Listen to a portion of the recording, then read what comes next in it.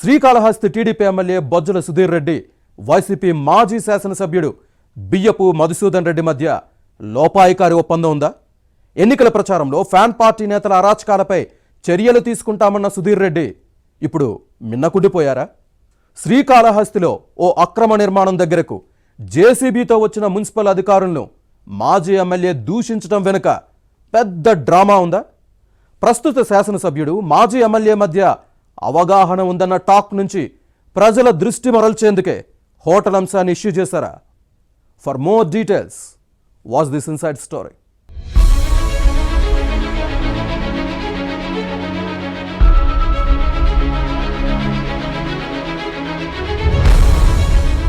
Srikalahasti TDP MLA Bojjala Sudheer Reddy తీరుపై ప్రజల్లో అసంతృప్తి వ్యక్తం చేస్తోంది. ఎన్నికల ముందు వైసీపీ నేతల అరాచకాలపై విచారణ జరిపించి ప్రజల్లో దోషిగా నిలబెడతామన్న నేత ఇప్పుడు సైలెంట్ అయ్యారనే విమర్శలు వస్తున్నాయి. శాండ్, రియల్ దందాలు, అక్రమ నిర్మాణాలు ఇలా పలు వ్యవహారాలపై ఆరోపణలు వచ్చాయి. అప్పటి వైసీపీ ఎమ్మెల్యే బియ్యపు మధుసూదన్ రెడ్డి ఆధ్వర్యంలోనే ఇవన్నీ జరిగాయట. ఎన్నికల్లో ప్రచారంలో ఈ అంశాలను ప్రస్తావించి బాధ్యులపై చర్యలు తీసుకుంటారని టీడీపీ అభ్యర్థి బొజ్జల సుధీర్ రెడ్డి హామీ ఇచ్చారు. కానీ ఇప్పుడు అన్నింటినీ విస్మరించడం విమర్శలకు తావిస్తోంది. ఇద్దరి మధ్య ఏదో అవగాహన ఉందని ప్రజల్లో టాక్ నడుస్తోంది.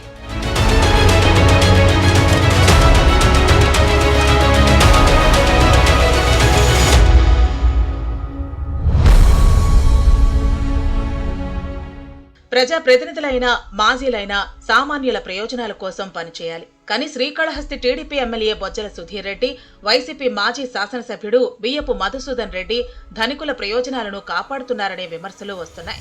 స్వర్ణముఖి నదీ తీరంలోని ఓ హోటల్ దగ్గర వైసీపీ మాజీ శాసనసభ్యుడు మధుసూదన్ రెడ్డి ఇటీవల చేసిన హడావడి విమర్శలకు తావిచ్చింది. జేసీబీతో వచ్చిన మున్సిపల్ అధికారులు దూషించడం వివాదాస్పదమైంది. ఇది అక్రమ నిర్మాణమనే ఆరోపణలు ఉన్నాయి. ఎలాంటి డాక్యుమెంట్లు లేవట. చాలా కాలంగా మాజీ ఎమ్మెల్యే చెంచురెడ్డి ఆధీనంలో ఉన్న భూమిని తన అల్లుడు శేఖర్ రెడ్డికి ఇచ్చారు. ఇక్కడ హోటల్ నిర్మాణం జరిగింది. కన్స్ట్రక్షన్ సమయంలోనే మున్సిపల్ అధికారులు అభ్యంతరం చెప్పారట. నదీ తీరానికి 50 మీటర్ల లోపు ఎలాంటి నిర్మాణాలు చేపట్టకూడదని గ్రీన్ ట్రిబ్యునల్ ఉత్తర్వులు ఉన్నాయి. హోటల్ నిర్మాణంలో నిబంధనలు ఉల్లంఘించారనే ఆరోపణలు వచ్చాయి. ఇటీవల మున్సిపల్ అధికారులు జేసీబీతో హోటల్ దగ్గరకు వస్తే బియ్యపు మధుసూదన్ రెడ్డి హడావుడి చేశారు. ఆయన పోరాటం పేదవారి కోసం కాదు, ధనవంతుల కోసమని వేరేగా చెప్పాల్సిన పనిలేదు. ఆ హోటల్లో ఓ గది అద్దె రోజుకు 2,500 నుంచి 4,000 వరకు ఉంటుంది. అంటే రోజుకు లక్షల్లో ఆదాయం ఉంటుంది. అలాంటి హోటల్ కోసం ఈయన ఇంత రచ్చ చేశారు. ఇందుకు కారణం లేకపోలేదని పబ్లిక్ టాక్.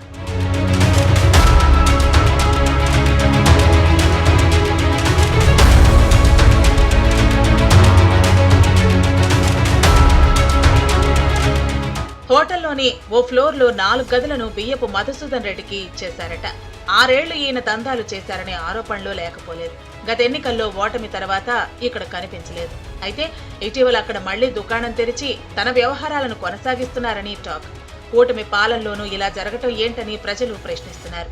తాను అధికారంలోకి వచ్చిన తర్వాత అక్రమార్కులపై చర్యలు తీసుకుంటానని ఎన్నికల ప్రచారంలో హామీ ఇచ్చిన టీడీపీ నేత బొజ్జల సుధీర్ రెడ్డి గెలిచిన తర్వాత మిన్నుకుండిపోవటం చూస్తుంటే ఏదో తేడా ఉందని అనుకుంటున్నారు. మనం బరంపురం అన్నట్టుగా వ్యవహరిస్తున్నారని టాక్. నెల్లూరుకు చెందిన రెడ్డి సామాజిక వర్గ ఎంపీ ఇద్దరికి మద్దతిస్తున్నారట. దీంతో ఇరువురు ఓ అవగాహనకు వచ్చారని శ్రీకాళహస్తిలో వినిపిస్తోంది.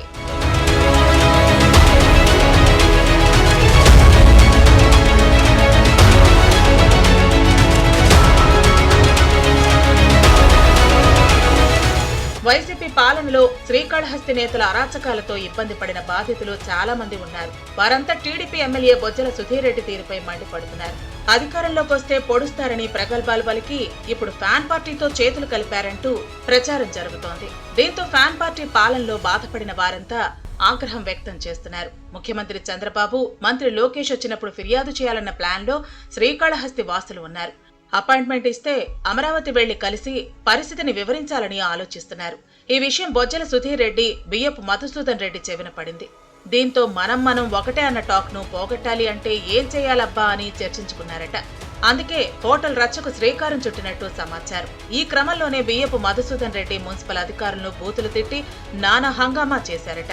దీని వెనుక బొజ్జల సుధీర్ రెడ్డి ఉన్నట్టు లేటెస్ట్ టాక్. మున్సిపల్ అధికారులు హోటల్ ప్రహరీ గోడను ఓ 5 అడుగులు మాత్రమే తొలగించి వెళ్లిపోయారు. జనాన్ని నమ్మించేందుకు కేసు పెట్టారు. శ్రీకాళహస్తిలో TDP MLA Bojjala Sudheer Reddy, YCP మాజీ శాసనసభ్యుడు బియ్యపు మధుసూదన్ రెడ్డి మధ్య లోపాయికారి అవగాహన ఉందనే ఆరోపణల వ్యవహారం ఏ టర్న్ తీసుకుంటుందో చూడాలి.